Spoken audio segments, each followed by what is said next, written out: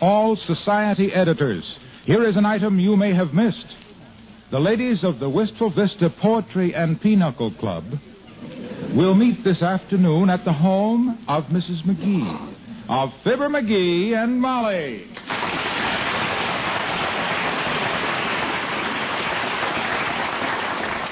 Oh, dear, there are times when I wish I wasn't a social leader. The ladies will be here at 4 o'clock, and that only leaves me 7 hours to clean this house. Well, now, don't you worry, Tootsie. You ain't facing this job alone.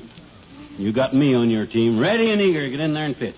What you want me to do? Lift your feet so I can sweep under your chair. Both feet together or one at a time? One at a time will do. I don't want you to strain yourself. Oh, it's no strain. It ain't as if I had my shoes on. Sweep away, kiddo. Thank you. I want to have this house just spotless today. Yeah? All of my very closest friends will be here, poking around in the corners for dust and looking into all my closets. Well, don't you worry about the hall closet. I'll take care of that for you. They won't find anything mussed up in that hall closet when I get through with it. Good. You'll straighten it out, will you? No, I'll nail it shut.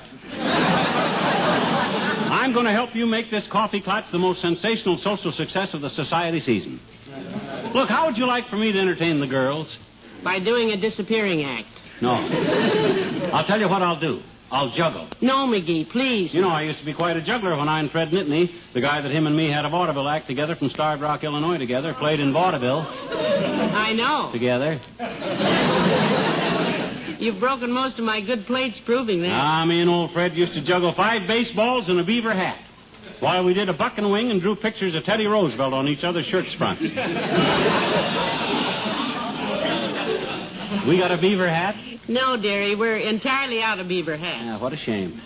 There was an old one hanging in the garage for a while, but Toops' bird dog pointed it last fall, and Uncle Dennis shot it. Kill it, did he? I guess so. It's gone. Oh. If you really want to help me, you can do something for me. Yeah? Run up to the attic and dust off that old easy chair up there. Okay, then bring it down here, huh? No, just sit down in it and stay there till the party's over. Hey, I got an idea. Take it to the attic with you. Wait till you hear it, Tootsie. I'll make this party the talk of the town. I'm going to whip you up a batch of my own special fruit punch. Fruit punch? Yeah. Oh, no. I'll just order some root beer. This is my own private recipe that it makes all the other fruit punches taste like they were made out of turnip tops, tire tubes, and tore-up Turkish towels. It's terrific. Where did you get this remarkable recipe? Make it up? No, I got it from my Uncle Sycamore. He used to run a saloon out west. Oh, yeah? Well, I don't think the ladies would care for any barroom beverages. Oh, the fruit punch ain't alcoholic. Uncle Sick invented it for the wives who dropped in to pick up their husbands. Where's my hat? I'll run down to Rocco's fruit stand and get the stuff. No, McGee, no. Some other time. I'll be fixing sandwiches and things in the kitchen, and I can't have you I messy. won't get in your way, baby. You just relax. Just get the punch bowl out, and I'll make it upstairs in our bedroom. Well, I don't know. Come in. Hello there, kids. Hi, daughter. Hi, Johnny. Well, good morning, Mr. Oldtimer. I say, Molly's throwing a hen party today, and I'm making the fruit punch. You want to come back tonight? I'll save you some. No, that's mighty neighborly of you, Johnny. I'm real fond of fruit punch. It's so easy to chew. You'll go for this recipe. I got it from my Uncle Sycamore. He used to own a kind of a scotch and soda fountain out west. Is that so? Say, I wonder if you ever knew Papa. Your papa? Papa owned a saloon out west, too, out in the desert. Is that so? Called it the Oasis. Don't you mean the Oasis? Nope, the Oasis. Fellers used to stand out in front, and when a girl walked by, they'd holler, "Oh, you, sis."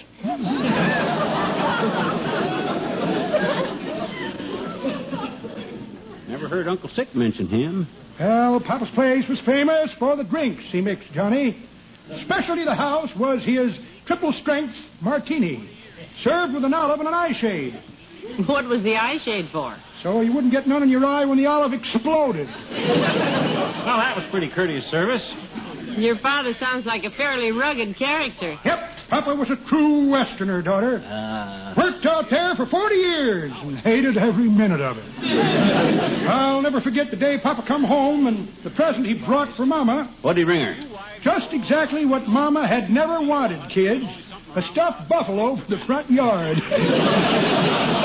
My My goodness, what an unusual gift. Well, sir, Papa loved that buffalo just like a brother. He did, eh? Mm-hmm. In fact, the resemblance between them was rather striking. Well. Except for the ears, of course. Papa's ears were droopier. More like And a he cock. kept that thing right in the front yard all the time? That he did, daughter.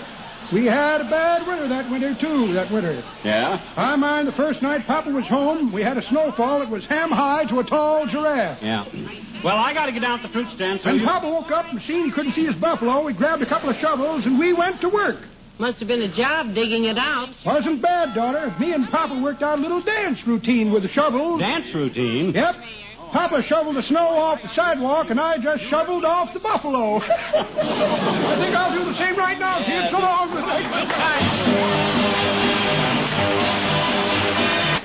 Hi, Rocco. How's it going, boy? Well, it's a Signora McGee. Longer time I no look about you, Signor. Yeah. Well, I ain't been around lately. Fruit business doing okay? Oh, just about the same, Signor. I sell a banana here, a banana there, a grapefruit to someplace else. Well, that all adds up. Oh, sure. Adds up to 2 bananas and a grapefruit. What you got that's good today? I'm going to make a punch.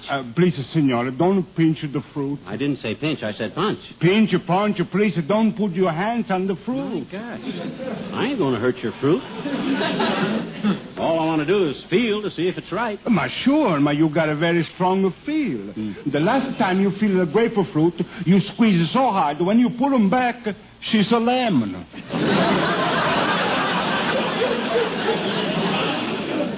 That's a lot of hooey, Rocco, and you know it. Hey, those grapes look pretty good. Please, Signor McGee, don't touch the grape. Take it easy, Rocco. I ain't going to squash them. Whoop.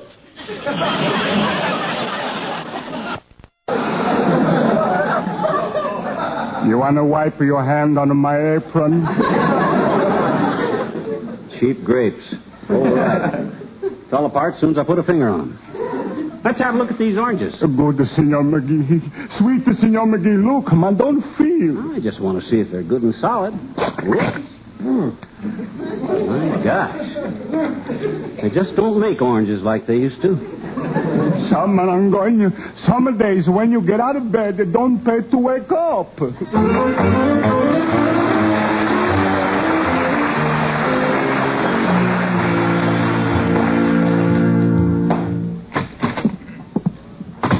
Hi, Molly. I'm back. Don't go out in the kitchen, McGee. I just mopped that floor. Okay, I got the fruit for the fruit punch. Where's the punch bowl? Upstairs, and do be careful now, because I... Don't you worry. This will be the most delicious drink them frumpy friends of yours ever dunked a hand in. Clear to the elbow. Trying to pick out a cherry. Well, that's very beautifully put there. You know, I've got work to do. Yes, sir. McGee's Fruit Punch. Specially prepared to please the most particular palates, perk up the proceedings, and prove to your poetry and pinochle playmates that when you plan a party with a punch, because the punch you put in the party you plan is the punch your husband. Oh, you busy, baby?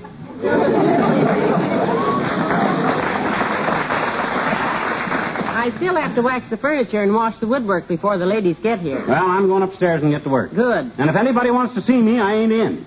When I make my famous fruit punch, I got to be left alone.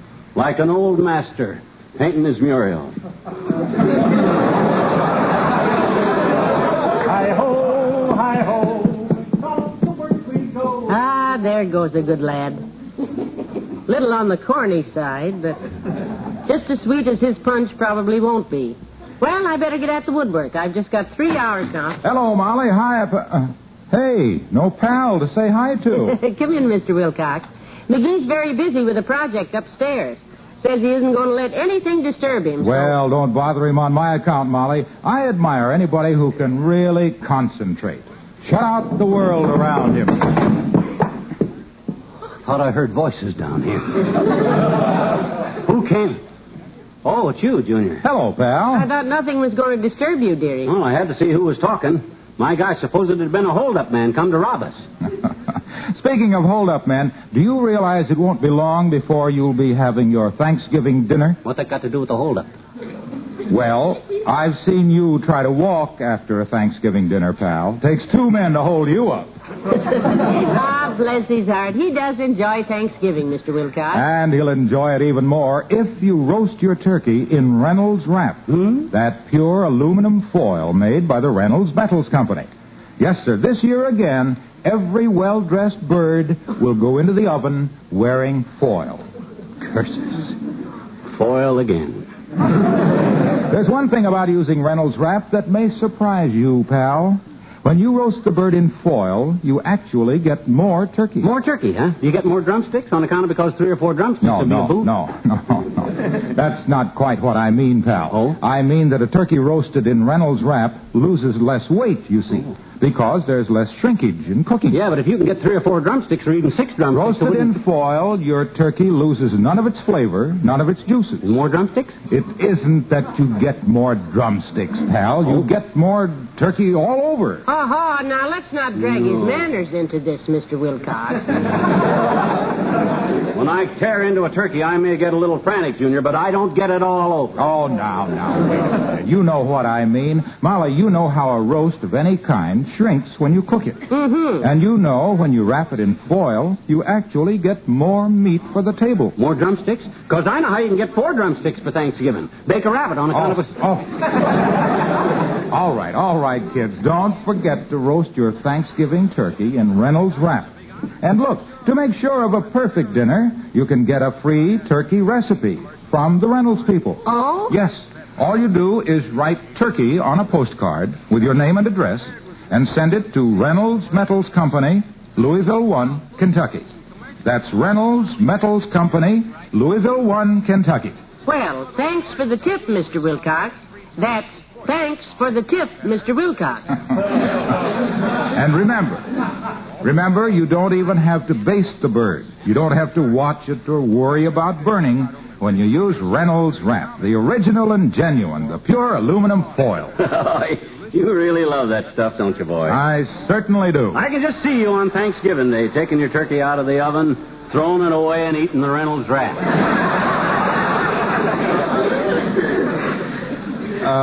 Pal, I won't even comment on that one. Wouldn't do you a bit of good. There are times when, as the old saying goes, silence is aluminum. Oh, Mr. Wilcox, silence is golden. I know, Molly, but I hate to mention such a second-rate metal. So long, kids.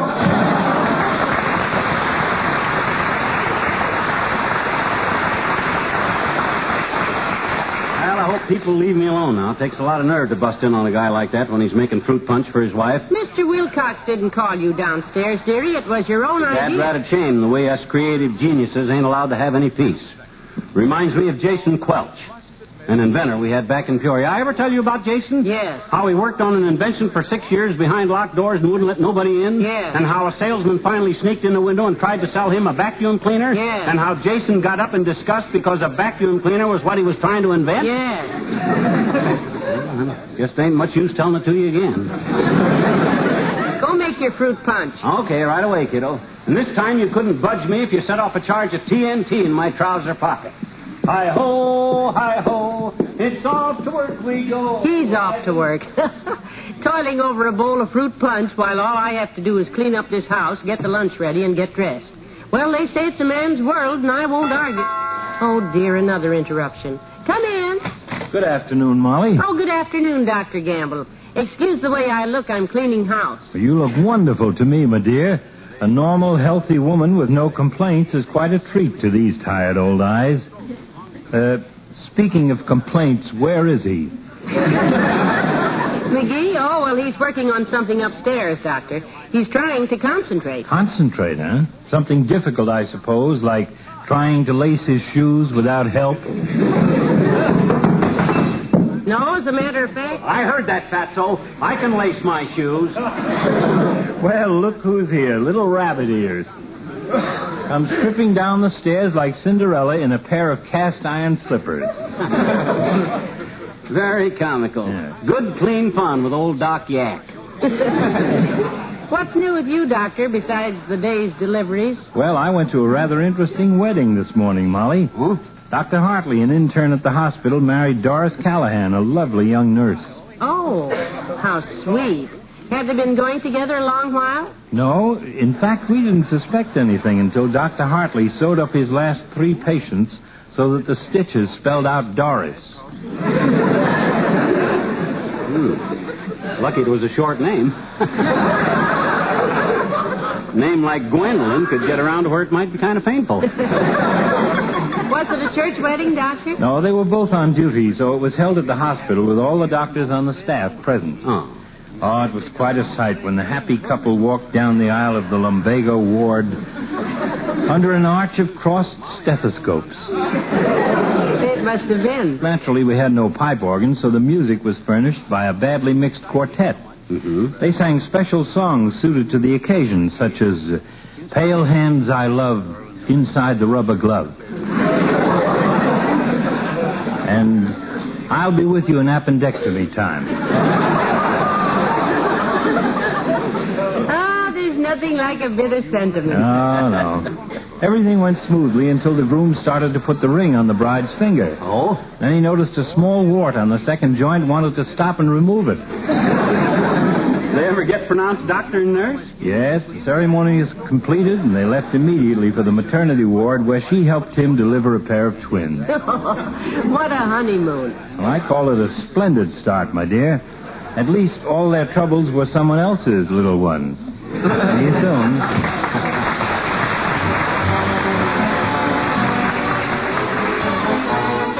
Tootsie, I'm happy to report that the fruit punch is practically dead. Well, I should hope so. You went back to Rocco's twice for more fruit. No, don't worry about that. The fruit won't cost us anything. I'm going to sue Rocco and get back every cent I paid him. Sue him for what? Damages, that's for what. My hands got tired pinching all them oranges and lemons, so I sat down to rest them.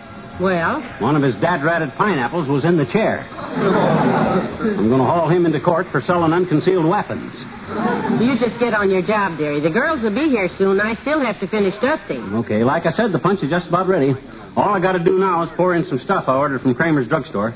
Did they deliver a package? Yes, right here on the hall table. Good. Better see if he forgot anything. 4 bottles of ginger ale. 2 bottles of sarsaparilla. 1 bottle of iodine. Well, that checks. McGee, I can understand the ginger ale and sarsaparilla, but surely your recipe doesn't include iodine. No, Mrs. McGee, it don't. Weren't you listening when I told you about the pineapple in the chair? Well, here I go with the finishing touches. Hi-ho, hi-ho, it's off to work we go. Well, thank goodness I'm nearly finished, too. I'll give this hall a lick of a promise and get myself cleaned up. I'm a mess. Oh, now, if this is one of the girls coming early, I'll be disgraced. Come in, anyhow. Well, good afternoon, Mrs. Oh, good afternoon, Ollie. Come in. Thank you. My, it's quiet in here. Has the fellow of the house taken a nap? No, my club is meeting here today. McGee's upstairs fixing some punch, and I'm cleaning the house. Would you pardon me if I finish my dusting? Oh, go right ahead, Mrs. I was just passing by and thought I wouldn't. You can tell McGee I was coming by. Hey, I heard voices down here. Who came? Who? Oh, it's only you, Ollie. Well, I'm sorry to disappoint you, McGee. Yeah, but I didn't mean... Well, maybe I better stay home because I ain't a celebrity. No, I didn't mean... Would you like me to put on a skirt and sweater and call me Ollie Monroe? Now, Ollie, he's really glad to see you. Now, you boys stand back and let me at this furniture. Gee, kiddo, you're sure knocking yourself out for that bunch of dames. Well, I'm almost through now, dearie. And besides, the exercise is good for my figure. Oh, don't talk in front of me about exercise, Mrs. At my house, that's a bad word. Why, Ollie? Well, me and the missus was down at Kramer's drugstore last week, and she gets on a weighing machine. She reads the little card that comes out and gives a screech like a stepped-on cat. What was on the card? That's what I wanted to know, so I look at it. The card says you will soon make a long journey. So I say, stop worrying, missus, we just won't go. Oh. I bet that wasn't what upset her, though. You're right, missus. It was the weight on the other side, 162. Well, now, that's not so bad. She's a big woman. That's very true. When I come home and say, where are you, sweetheart, it's just from habit.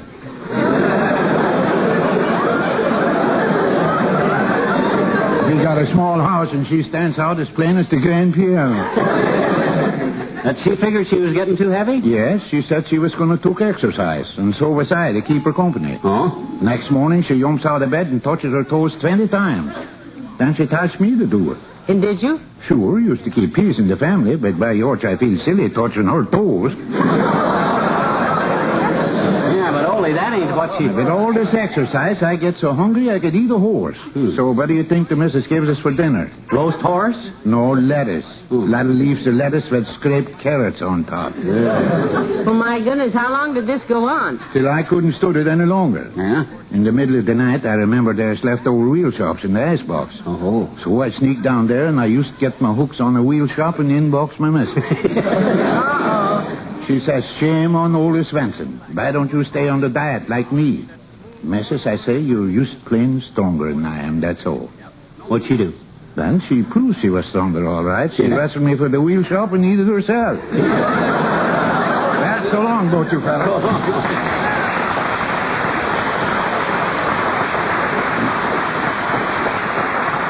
Well, kiddo, I came down here to tell you that the fruit punch is all done. Good. And I'm quick to admit it's the best I ever made. You're going to be mighty glad you didn't serve them women root beer. Well, thank goodness I'm all finished, too. Good. Just look at this house, dearie. It's spotless. Yeah. Though I can't say the same for myself. But what time is it? Well, 1:30. Fine. The ladies won't be here for a half an hour. I'm going to run upstairs and just soak in a hot tub for about 20 minutes. Oh, I can hardly wait. Yeah. You can't do that, kiddo. I can't take a bath? Why not? Well, I made more fruit punch than I figured on. Turned out the punch bowl wasn't big enough. McGee, you didn't. Yep, in the bathtub. No. And wait till you see it. It looks delicious. Well, what else can I do for you before the women get here? 2 things. Name them. Pull out the plug and order a case of root beer.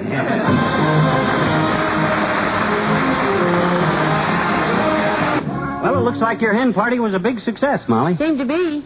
Did you ever see such a messed up house? Yeah. It'll take me all night to straighten up again. Oh, while you're doing that, I'll go out to the kitchen and fix us a lemonade. Wonderful. I found Uncle Sycamore's lemonade recipe up in the attic while I was up there.